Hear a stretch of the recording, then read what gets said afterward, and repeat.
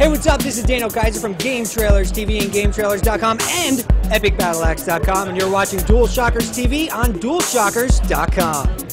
Hey, how's it going, everybody? It's Al here with DualShockers.com. We're at the EA event, and I'm here with Greg Goodrich, executive producer, Medal of Honor, DualShockers. Yeah. Oh yeah, that's right. You saw it happen here.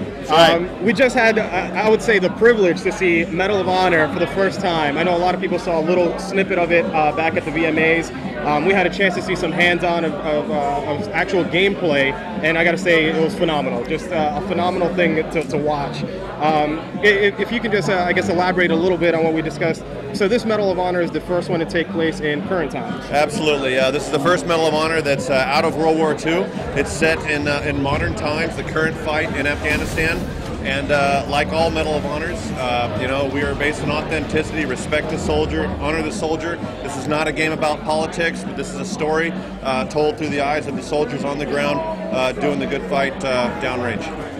And it looked phenomenal. You actually mentioned the fact that you actually had the opportunity to be at to interact with some consultants or actually military based to get feedback for the game. Absolutely, we've had absolutely unprecedented support from the general military, all the way from working with an Apache attack squadron, all the way to the Tier 1 operator. And we've had a number of those guys come in, spend the time, work with us on audio, work with us on weapon system, tactics, stances. They help us rehearse our motion captures. They just, really helping us dial this game in and get it right.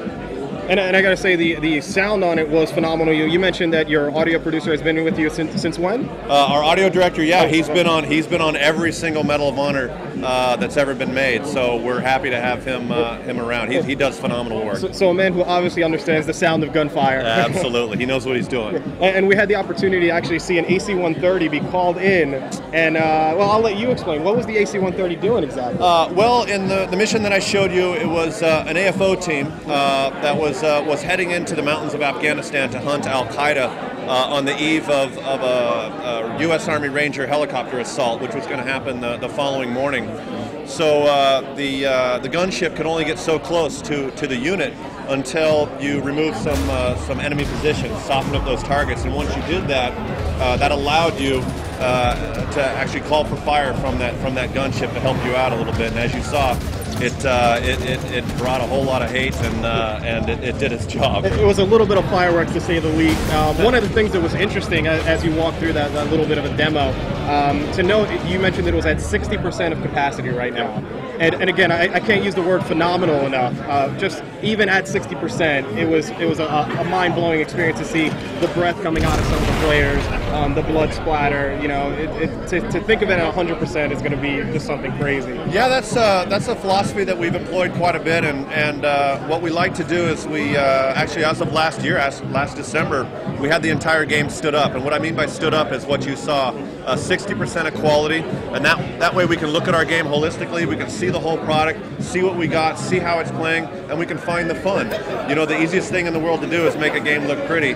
And so, we find the fun, we find out what's working, we exploit that, and things that aren't working so well, we fix them. And then the whole first half of this year, we can just make the game look pretty and play well and really iterate and turn that crank and get to a quality level that the Medal of Honor fan deserves. And I think it deserves is a great word, because again, the franchise has built up very nicely. I think this is a beautiful addition to it. One of the things that I noticed on the gameplay that was different, you mentioned that there's actually a few different ways to play. You can go in there guns a-blazing, or as you mentioned, you can listen to your squad mates and kind of run different routes. If you want to just elaborate a little bit on that. Yeah, you want to mix it up a little bit, right? And we have the opportunity to do that not only within single unit tactics, because when you play the Tier 1 operator, it's a certain type of gameplay. It's very up close, very personal, very surgical.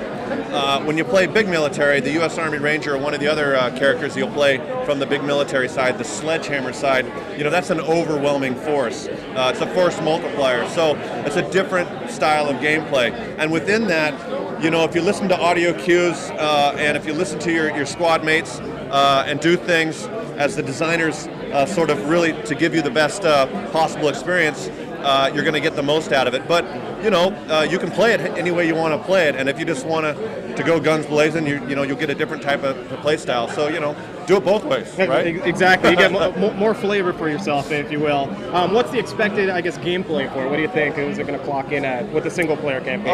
Oh, I don't know. A lot of people spend a lot of time worried about hours of gameplay, but I'd rather have a game that every single minute is fantastic, and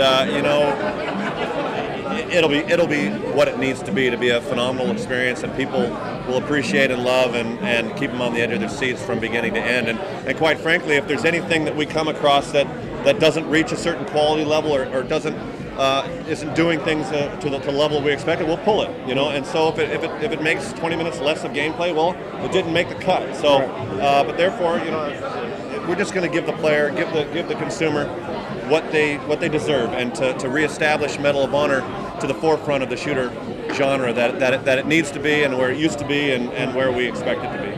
Now, you mentioned there will be a trailer dropping on March 11th? March 11th, yes. Okay, and the game is scheduled now for fall of fall of 2010. Yeah, I have a date, but my PR manager is standing right behind me. I get a kick in the back if I told you the date. But right now we're saying fall 2010. I've tried multiple times to get a date out of them, but I will attest to the fact that PR people are around and watching us viciously to make sure that She's throwing daggers at me. I see her daggers right now. of hate. But that's okay. So you mentioned that it's got a little bit of competition out there. I mean, competition within its own franchise. Yeah. EA has Battlefield Bad Company 2, which is also a great game. Absolutely. The Modern Warfare 2 is out there. Yep. What will set Medal of Honor aside from those people that are going to draw a comparison?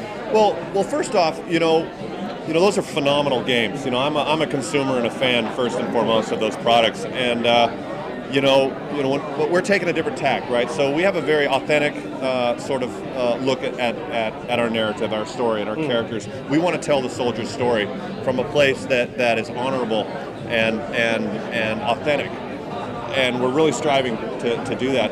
And also, you talk about Battlefield. We actually have DICE working on our multiplayer. Now, we're not talking a lot about multiplayer today, but we have a world-class team at DICE in Sweden that is handling and building our multiplayer for us. And as a developer, that's really cool, because we can spend all of our time focusing on a single aspect of the game, and they can focus their entire team on another aspect. So when you put those two things together, there's just going to be a whole lot of goodness in the box. And like I said, what the Medal of Honor fan deserves. And right now it's pretty interesting. I don't know if you can confirm if this is public knowledge, but it sounds like the single-player campaign is going to run on Unreal, and the multiplayer will run on Frostbite. Am I correct? Did you see the PR person sort of get into position with a dagger right behind me? No, actually, that's that's out there. Yes, we're running on a highly modified version of Unreal.